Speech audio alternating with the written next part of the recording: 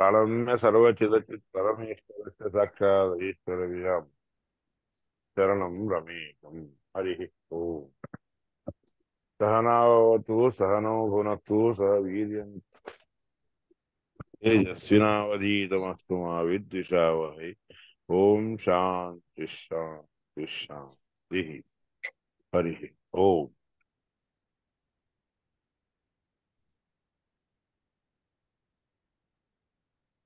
इति शब्दोऽभिधानान्ते यत्र वैशेषिकं हि तत् नाम स्यादिति मे साक्षात् निर्णयसमुदाहृतः। शब्द निर्णयामध्ये सांगितलेलं आहे. इति हा शब्द कशासाठी वापरतो? इति हा शब्द अभिधानान्ते आपण ज्याच्याबद्दल विषय बोलायला गेलेलो आहात की नाही, ते संपत आलं म्हणलं की संपलं असतं ना, त्यावेळेस इति वापरावं. आणि ज्या ठिकाणी विशिष्ट असणारं असं स्वरूप दाखवलं जातं ते संपलं म्हणलं की नाही, त्यावेळेस देखील इथे वापरावं. नामस्यादिति साक्षात निर्णय हा समजतो. या इति शब्दाचा साक्षात निर्णय सांगितलेला आहे. असा एवढा आहे, असा हा अभिप्राय सांगितला आहे. का म्हणून सांगायला इति म्हणावं लागतं.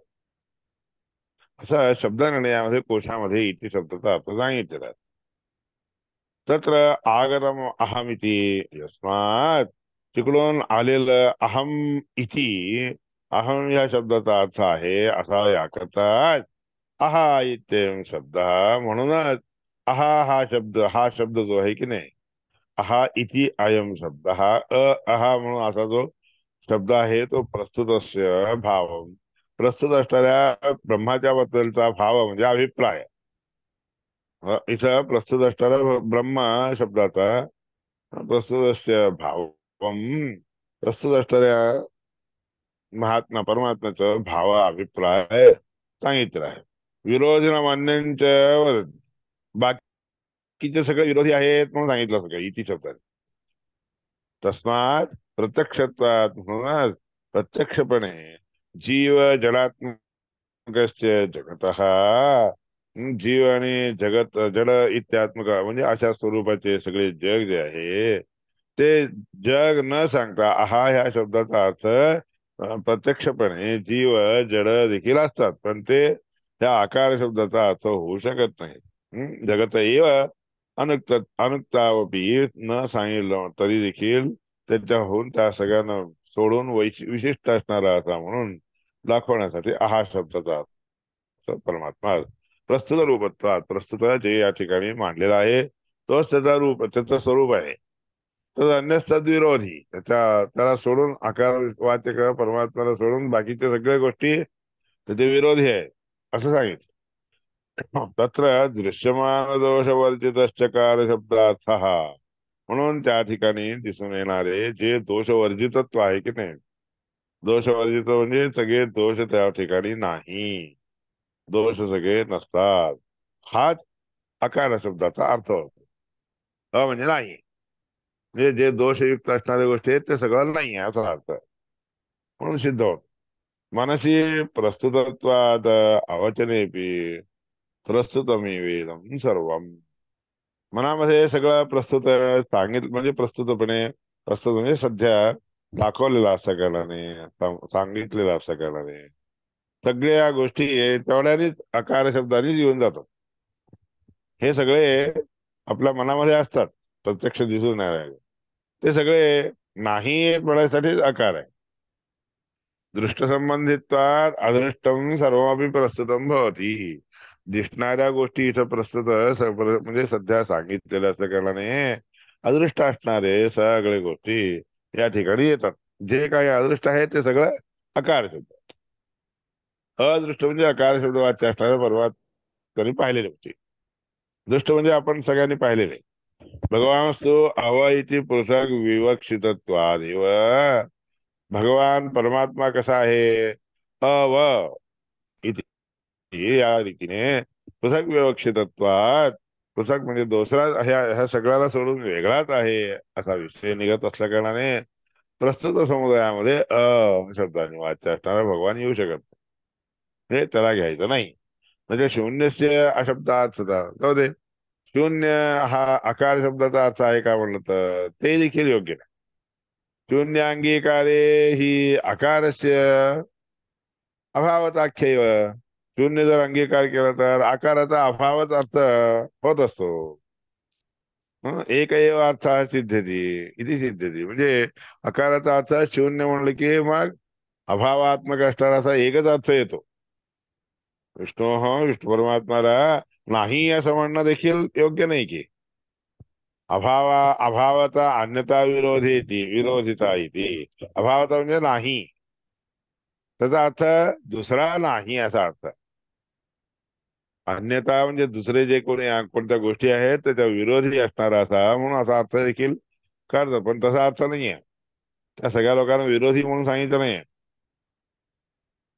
म्हणून तिन्हीच्या तिन्ही अर्थ चांगल्या रीतीने इथं सिद्ध होता. तस्मात आकारस्य भगवानेव मुख्यार्थो न शून्यम. म्हणून आकाराचा भगवान परमात्मा मुख्य अर्थ होतो, शून्य होत नाही. एक देशात तत्वात, ही शून्य हे एक देश, एकाच ठिकाणची गोष्ट सांगत असते. म्हणून आकाराचा अर्थ तसा नाहीये. आकार सगळ्या गोष्टीपासून भिन्न आहे. सगळेचे सगळे आकार शब्द वाच्य असणाऱ्या परमात्म्यापासून भिन्न आहे, वेगळे आहे, म्हणून सांगितलं जातो. तस्मात अमुख्यार्थत्वात् अन्य युक्तेन एव आकारेण अभावः इति तदुच्यते. म्हणून अमुख्यार्थ बाकीच्या सगळ्या गोष्टी मुख्य नसतात, हे समजून घेऊ.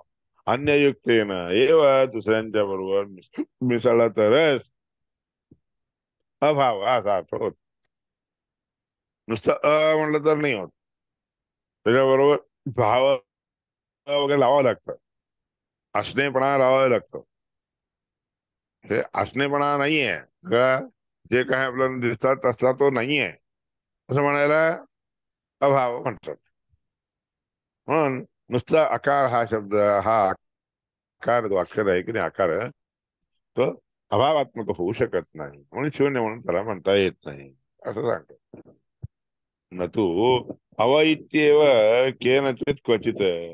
म्हणून इथं अव एवढंच कोणी काही लोकांनी शब्दाचा अव असं देखील घेतलेलं आहे, काही काही ठिकाणी म्हणतात, ते देखील होत नाही. न तथा प्रयोग होती, तसला प्रकार कुठेही प्रयोग केलेला दिसत नाही.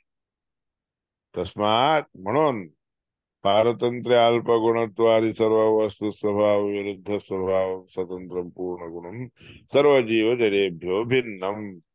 म्हणून पारतंत्र्य नावाचा एक दोष आहे, अल्पगुणत्व नावाचा दुसरा दोष, सर्व वस्तू स्वभाव विरुद्ध, सगळ्या वस्तूंच्या मध्ये जो स्वभाव आहे त्याच्या विरुद्ध असणारा स्वभाव असणारा, स्वतंत्र असणारा, पूर्ण गुणाने पूर्ण असणारा, सर्व जीवा जलांच्या पेक्षाही वेगळा असणारा, हा, असा एवढे सगळे आकार शब्दाचे अर्थ होऊ शकतात. तस्मात पारतंत्र्य अल्पगुणत्व इत्यादी सर्व वस्तू स्वभाव विरुद्ध स्वभाव, स्वतंत्र पूर्ण गुण सर्व जीव जडांच्या पेक्षाही अन्य म्हणजे वेगळा, अन्यद अन्य अज्ञान दुःख अल्प पारतंत्र्योत्पत्ती नाशादी सर्व दोष विवर्जितम. म्हणून अज्ञान, दुःख, अल्पत्व, पारतंत्र्य, उत्पत्ती होणे, नाश होणे इत्यादी सगळ्या दोषांनी वर्जित असणारा श्रीहरी परमात्मा अकार शब्द वाच्य आहे.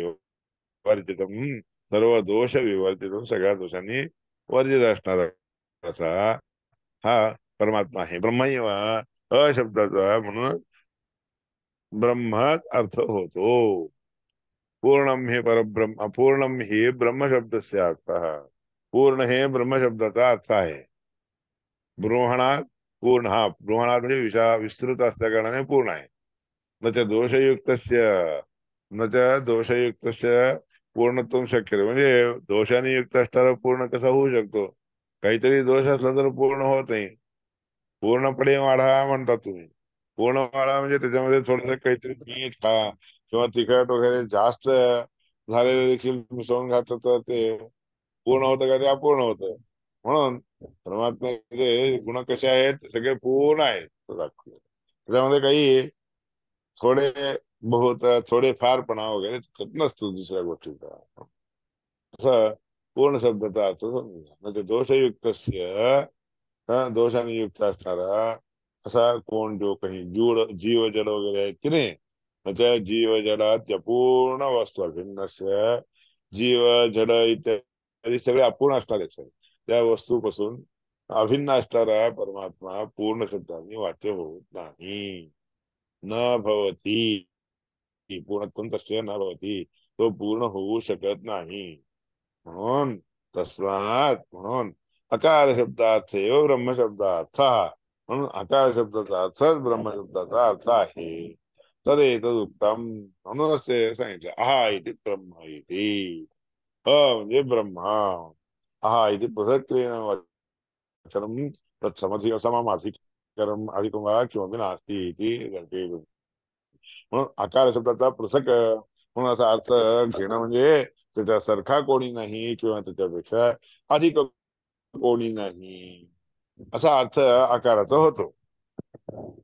आणि हे सगळं तुम्हाला कळवलेलं आहे. विवृतावपी सर्ग त्यात संहितायां तत्रही समानोत्तम हीनत्वम उच्यते वस्तुनः अन्यथा शब्द निर्णयामध्ये सांगितलेलं. विवृत अपि, विवृत म्हणजे विस्तार केला तरी देखील सर्ग होतो. विस्तार करणे ह्या अर्थामध्ये देखील सर्ग येतो. विस्तार करणे म्हणजे सृष्टी केल्याशिवाय विस्तार होणार का? विवृतावपि सर्ग स्यात् संहितायांच्या यत्रही, आणि सगळे एके ठिकाणी मिसाळे म्हणलं तरी देखील त्या ठिकाणी देखील तोच अर्थ होतो. सृष्टी झाली, सृष्टी संपली, दोन्ही गोष्टी त्याच्यात आकार शब्दानेच येतो समाव जे अर्थ येतात. समान उत्तम हीनत्वम, त्याच्यासारखा समान कोणी नाही, उत्तम कोणी नाही, हीन देखील कोणी नाही. वस्तुनः अंजसा, ज्या वस्तूमध्ये स्पष्टपणे समानता नाही, उत्तमता नाही, हीनता नाही. हा मोठा म्हणून विस्तार केला असताना स्वर्गाच्या ठिकाणी देखील आकार लागतो. संहितेमध्ये सगळे पुन्हा प्रलय केला असताना देखील आकार होतो. म्हणून आकार शब्दात हे सगळे अर्थ होतात असं शब्द निर्णयामध्ये सांगितलं आहे. अहा इथे ब्रह्मपूर्ण वस्तू म्हणून अहा म्हणलं की पूर्ण असणार असं ब्रह्म जे वस्तू आहे की नाही, ब्रह्म नावाची वस्तू आहे की नाही, तीच त्या ठिकाणी आकार शब्दाने घ्यावी. तत्र आगतम अहमिती, आणि त्या आकारापासून आलेलं अहम इति, अहम हे त्या आकारापासूनच आलेलं आहे. तत्र आकारस्य, त्या ठिकाणी आकाराचा अर्थ पूर्ण वाचित्व असल्या कारणाने पूर्णपणे पूर्ण ह्या अर्थाने वाक्य म्हणजे त्या अकाराचा अर्थ येत असल्या कारणाने अहमेव सहा अकार वाचा, म्हणून तोच मी अकार वाचा आहे. इत्याह महिदास, याप्रमाणे महिदास रूपी भगवंताने नारायणाने सांगितलं. अहमेक एव परिपूर्ण, मी एकटाच परिपूर्ण आहे. अन्येषां सर्वेषां, बाकीच्या सगळ्या लोकांना मग अधीनत्वात, माझ्या अधीन सगळे असतात, याकरता अल्पत्वात, अल्प आहेत ते सगळे. इथे म्हणून मुक्तेभ्या प्रलय लीनेभ्यश्च, मुक्त झालेले जे लोक प्रलयामध्ये लीन होऊन जातात त्या सगळ्यांच्या पेक्षाही सर्व वस्तूभ्या, सगळ्या वस्तूंच्या पेक्षा सदा विभिन्न, सगळ्या वस्तूपासून मी सारखा विभिन्नच आहे, केव्हाही विभिन्नच आहे, वेगळाच आहे. म्हणून मी भगवान हे दर्शेतून महा मी भगवान या शब्दाने वाच्य असणार आहे असं दाखवून देण्यासाठी अहा इथे प्रसंग. म्हणून त्या परमात्मा म्हणून असं वेगळं वाक्य आहे. तच्चोक्तम वाक्य निर्णय, तेच वाक्य निर्णयामध्ये सांगितले. मुक्ता आपण विष्णुत्व यान्ति तत्समता, मुक्त झालेले लोक देखील विष्णुत्व म्हणून त्यांना प्राप्त होत असं नाही. विष्णुत्व प्राप्त होत नाही, तत्समतामपि, त्याचा सारखापणा देखील येत नाही, त्याच्या सारखेपणा देखील त्याच्यामध्ये येत नाही. हा अधिक्यम तसं जेव्हा विष्णुत्व होत नाही, त्याच्या समानता देखील जेव्हा होत नाही, त्याचा अधिकता कुठून येईल? अधिक्यम कुठे स्यात् मुक्तानां मुक्तिदातृतः, मुक्ती देणारा तो असताना त्या मुक्त लोकांना त्या परमात्म्यापेक्षा ही अधिकता कशी बरं प्राप्त होईल? कृत एव प्रलीनानां प्रलये तदात्मदा, प्रलीन झालेले जे नष्ट होऊन गेलेले आहेत किंवा विलीन होऊन गेलेले आहेत, ते प्रलयामध्ये ते राहतात म्हणून कसं म्हणतात तुम्ही? प्रलया आहे ते सगळे नष्ट झालेले असतात, सगळेचे सगळे गेलेले असतात, एकात एक मिसळून गेलेले असतात. ब्रह्म, शर्व, इंद्र, पूर्वाणाम मुक्तावपि न विष्णुता. ब्रह्मदेव, रुद्रदेव, इंद्र इत्यादी जरी मुक्त झाले तरी देखील ते सगळे विष्णू परमात्माच्या बरोबरी जे होतात. विष्णू परमात्मा, विष्णू परमात्मता त्यांना येते असं नाही आहे. यदा तदा तो संसारे असं असताना त्यावेळेस संसारामध्ये क्वद रूपत्व विष्टते. मग संसारामध्ये असताना त्यातलं रूप, त्या परमात्माचं रूप हा आहे असं कसं म्हणू शकतो बरं? तो वेगळा हा वेगळा. अन्योसौ सर्वतो विष्णू. सगळ्या इंद्रायी सगळ्या देवतांच्या पेक्षा परमात्मा वेगळाच आहे. स्वातंत्र्यात गुणपूर्तितः, स्वातंत्र्य असल्या कारणाने, स्वतंत्र असल्या कारणाने, सगळ्या गुणांनी पूर्णपणे भरलेला असल्या कारणाने, सर्व वस्तू स्वभाव असते, सगळ्या वस्तूंचा जे स्वभाव आहे त्याच्या विरुद्ध असल्याने त्याचं सगळं रूप वेगळंच आहे. ते सगळ्या वस्तू जे आहेत की नाही त्या वस्तूंच्या सारखं हे तर रूप नाहीये, विरुद्ध असणारा रूप आहे. असा स्वभाव असणारा परमात्मा आहे. पारतंत्र्य, अल्पता, पारतंत्र्य, परतंत्रता, अल्पता, अज्ञानजनी, अज्ञानापासून उत्पन्न होणं, अज्ञानामुळे जन्म प्राप्त होणं, नाश इत्यादी प्राप्त होणं इत्यादी ज्याला नाहीये असा हा अकार शब्दाने वाच्य असणारा विष्णू परमात्मा आहे.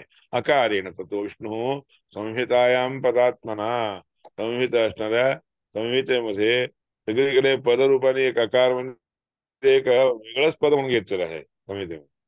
बहुरुचोपनिषद प्रोक्त, बहुरुच अनेक ऋचांचं दर्शन ज्यांनी घेतलेलं आहे किंवा अनेक ऋचांचा अर्थ ज्यांना माहित आहे तसे लोक, बहुरुच लोक, त्या लोकांनी सांगितलेलं आहे. त्या लोकांनी सांगितलं असल्या कारणे ते नैव परमात्मना, त्यामुळे परमात्म्याने देखील महिदास हे रूप धारण करून अवतार घेऊन महिदासा अवतारी सोहमेवं विधस्तु, मी असला आहे असं स्वतः महिदासाने अवतार घेऊन सांगितलेलं आहे. असला मी आहे, माझ्यासारखा दुसरा कोणी नाही. मत्वन्यो हे पूर्ण असते माझ्यासारखा मीच आहे, मला सोडून दुसरा कोणीही पूर्ण नाही. म्हणून तो आकार असते पूर्णता, म्हणून आकार शब्दाचा अर्थ पूर्ण असा देखील येते. वक्ती तस्मात अकारोय, म्हणून त्या आकार हा जो आहे की त्यामुळे मामेव वदती स्फुटन, माझ्यासाठीच ते माझीच गोष्ट दाखवतात, स्पष्टपणे माझ्याबद्दल दाखवून देतात. नाभाव वाच्यकार म्हणून अभाव हा अकाराचा अर्थ होऊ शकत नाही. अर्थत्रयम युतो येत, तीन प्रकारच्या अर्थाने युक्त असणारा कारणाने परमात्मा आकार शब्दाने वाच्य आहे. एका अर्थात्मा ह्यभाव, एक अर्थ असणारा असा स्वभाव असणारा म्हणजे अभाव. अभाव अकार नामक परमात्म्याचा स्वरूप, परमात्म्याचे स्वरूप असा देखील अर्थ होतो. अभाव म्हणजे नाही असं नाही आहे नुसतं. निषेध एकच स्वरूप, फक्त अभाव शब्दाचा अर्थ निषेध एकच स्वरूप आहे असं नाहीये. अन्यथा ते निषेधच, अन्यथा वेगळेपणा आणि निषेध हे दोन्ही कसे आहेत? विरुद्धम, विरुद्धम, विरुद्धत्व, त्याच्यामध्ये विरुद्धता आहे. विरुद्धता आहे, ते वेगळं आहे, वेगळं म्हणून अशा प्रकारचा विरोध आहे. हा अर्थ देखील आकारात येतो. आता आकार शब्दाचा अर्थ अन्यता येतं, निषेध येतं आणि विरुद्धत्व येतं, असे तीन अर्थ येतात आकाराचे बरं का. अकाराचा भाव असतो, अकाराचा अर्थ अभाव. हे निषेध एकच स्वरूप, फक्त निषेध नावाचं एकच स्वरूप त्याच्यामध्ये दाखवलं जातं अभाव शब्दाचा अर्थ. अकाराच्यामुळे तिन्ही गोष्टी येतात, अन्यथा, निषेधता आणि विरुद्धता, हे तीन गोष्टी अकार शब्दाने येतात. नुसतं अभाव असं घेतलं तर त्यामध्ये फक्त निषेध हे नावाचं, निषेध हा अर्थच येतो. निषेध एकच स्वरूप, एकदेश स्वरूप, वे एक देश, हा आता आकाराचा अर्थ कसा आहे? एक देश स्वरूपता नाकारेणैव भण्यते, एक देशात, एक देशाचं स्वरूप जे एक ठिकाणी असणारं जे स्वरूप आहे तेच तेवढंच स्वरूप दाखवतं आकाराने, म्हणून असं म्हणता येत नाही बरं का. स्वरूपे नैव भण्यते, एकाच प्रकारचा स्वभाव असलेला असं म्हणता येतं. एक देश स्वरूपामुळे नकार तो नाही, एक देश जसं आहे या ठिकाणी हे जे रूप आहे तसलं ते रूप जे आहे परमात्माचं आहे असं नाहीये तिथं. परमात्माचं अनेक स्वरूप आहेत, अनेक ठिकाणी अनेक रूप असतात. याकरता शब्दाचा अर्थ तेवढाही अर्थ किंतु अभाव इत्युक्ते तो हा आहे का, तो हा नाहीये, एवढंच म्हणायचं. या अर्थाने येतं एवढंच खरं आहे. किंतु अभाव इत्युक्तेव येन आकार उदितो हरी, म्हणून अभाव हाच अर्थ त्या आकार शब्दाने मानला जातो म्हणजे सांगितला जातो. सांगितलंय किती म्हणजे निषेध स्वरूपे विरुद्धता, निषेध स्वरूप निषेधात्मक असणारी गोष्ट दाखवून देणे ह्याच्यासाठी विरोध म्हणतात असं नाहीये. किंवा अन्यथा होती दुसरं होतं म्हणून असंही नाही. अस्तिच अस्तित्वता होता आहे नुसतं म्हणलं की आहे म्हणलं की निषेध होत नाही. नाही असं नाही, आहे म्हणलेल्या गोष्टीला नाही याचा अर्थ कसा होऊ शकतो. म्हणून निषेधात्मक अर्थ म्हणून काढून घेऊ नये कधी. काशीत चेतावता पूर्ण पूर्ण अर्थता भवती, पूर्ण अर्थ होतो. निषेधात्मक असणारी गोष्ट नाही म्हणजे हे असंच आहे असं दाखवण्यासाठी देखील निषेधार्थक नाही म्हणून सांगतात. तदा अर्थत्रय कल्पनस्य वै अर्थ, तसं म्हणलं तर मग तीन प्रकारचे अर्थ म्हणले ना, ते तीन प्रकारचे अर्थ तिथे कल्पना करणं येत नाही. आकाराचे तिन्ही अर्थ जे आहेत ते परमात्म्याला लागू होतात. त्याच्या निषेध स्वरूपे विरुद्धताचे अन्यताचे असती. निषेध स्वरूप त्याचं असलं तर त्याचं विरुद्ध असतं किंवा अन्य असणार असं त्याचा होऊ शकत नाही. मग त्या तसं दुसरं कोणतंही असेल असं विचार करायला गेलं तर पूर्ण हे शब्दच येत नाही, लागू होत नाही. अर्थत्रय म्हणून तीन प्रकारचे अर्थ कल्पना करणं व्यर्थ करतात. म्हणून शब्द निर्णयामध्ये उत्तम हे शब्द निर्णय म्हणून शब्द निर्णयात कोशामध्ये सांगितलंय. काय सांगितलंय? विरुद्धता निषेध अन्य भाव हे केवळ विरुद्धता ज्या ठिकाणी दाखवली होती तिचा, निषेधता ज्या ठिकाणी दाखवली ती, अन्य भाव दुसऱ्या स्वरूपाने राहणं हे देखील हा देखील अर्थ. आणि केवळ म्हणजे मुख्य, केवळ म्हणजे मुख्य हा का हा देखील अकार वर्तते तेषां, ह्या चार गोष्टीला अकार त्या ठिकाणी वापरला जातो बरं का. एकार्थात्मक अन्य भाव, एकच अर्थ असणारे अन्य आत्मनी अभावे अभावाचे ज्या आत्मामध्ये नसतात तशा गोष्टी देखील असतात असं म्हणण्यासाठी म्हणून अनिर्वचनीय म्हणून देखील म्हणणं योग्य नाही का अभिप्राय आहे. ते देखील नाही. वर्तते अभाव इत्येव ततो न त्व इत्येव न त्व न त्वत् इत्येव केवळ, म्हणून अभाव एवढाच अर्थ घ्यावा.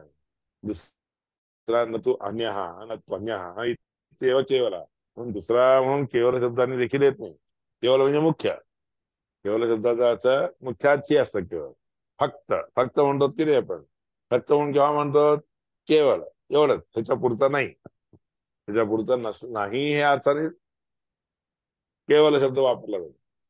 तुम्ही आता पैसे लिहितात, लिहिलात की त्याच्या पुढे शेवटी ओनली म्हणून लिहितात की नाही, ते केवळ शब्दाचा अर्थ. फक्त तेवढेच पैसे, जास्त पैसे नाही. म्हणून त्या ठिकाणी त्याला तेवढं स्टॉप केलं जातं.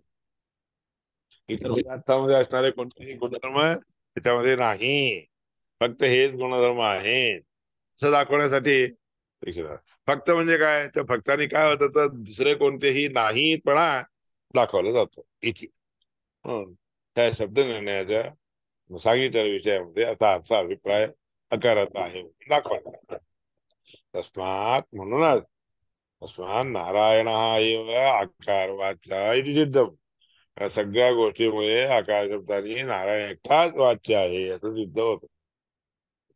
अतो अकार असताना विष्णू वाचक संस्कृत, म्हणून आकार केव्हाही विष्णू परमात्माचा वाचक आहे म्हणून संस्थित सिद्ध झालेला आहे.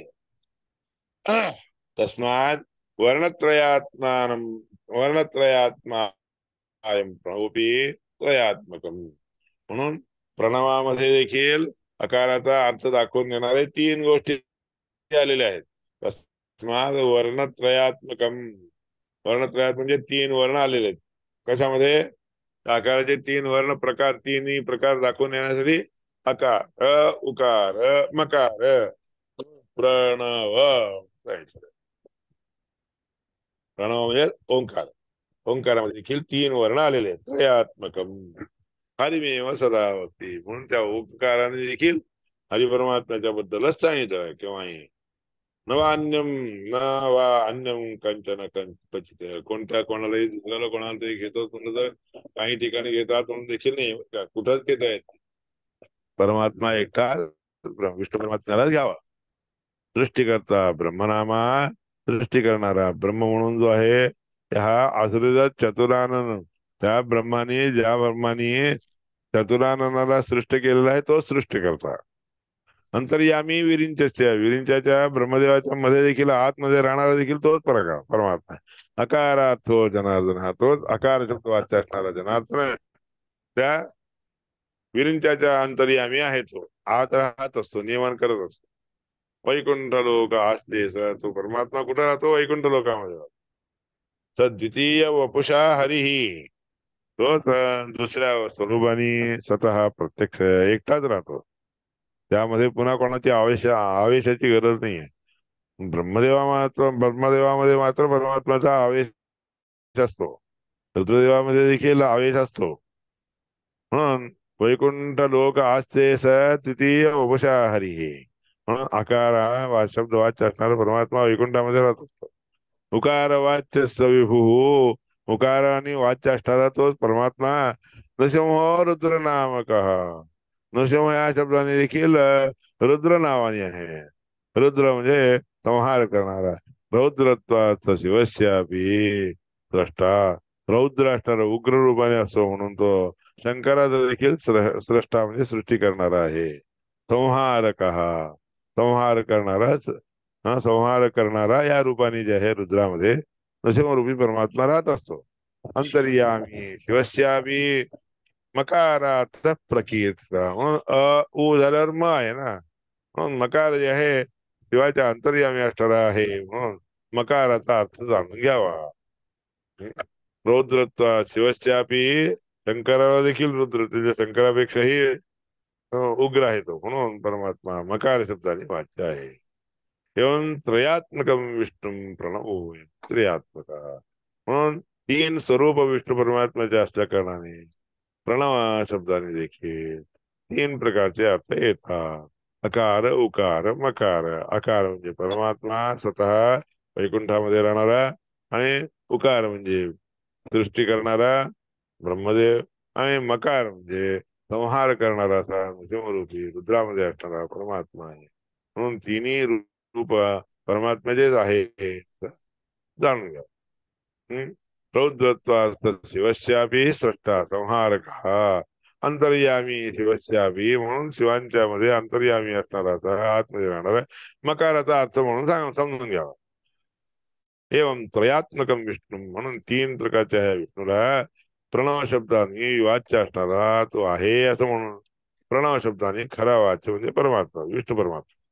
एवं स्वसगीवाचष्टे, याप्रमाणे वेगळाच म्हणून वेगळा या अर्थाने सांगितलं आहे.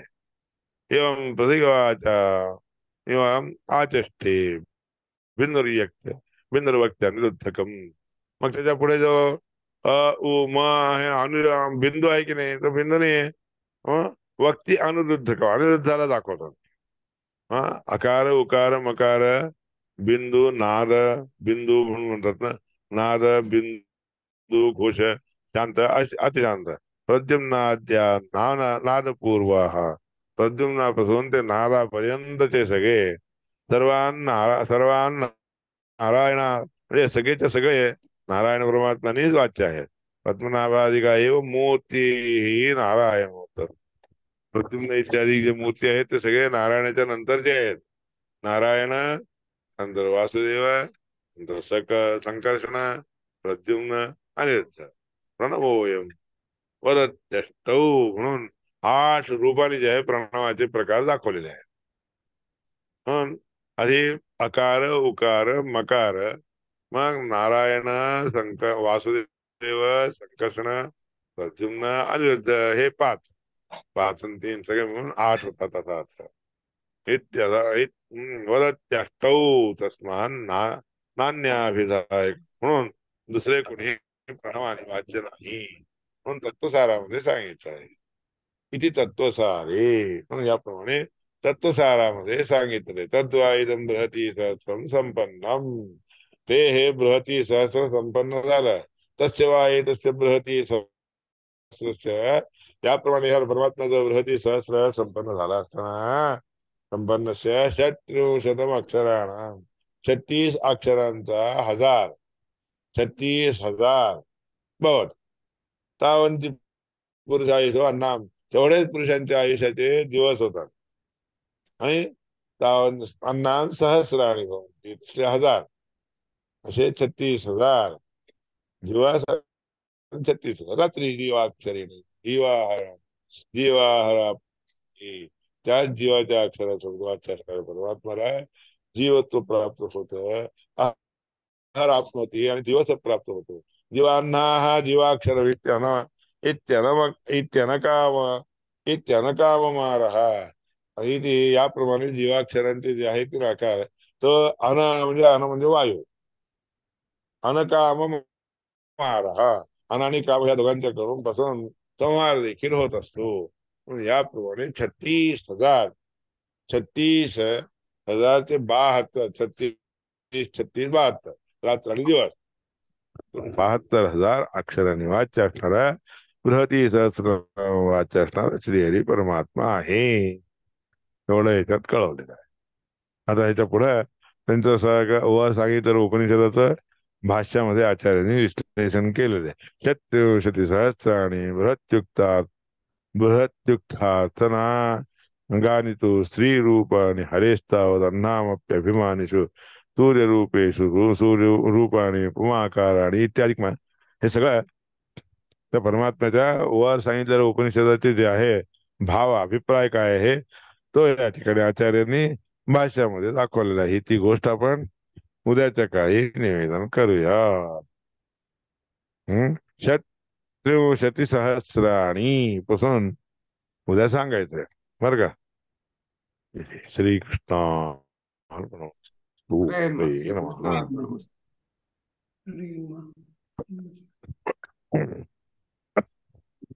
हरे नमः. श्री कृष्ण.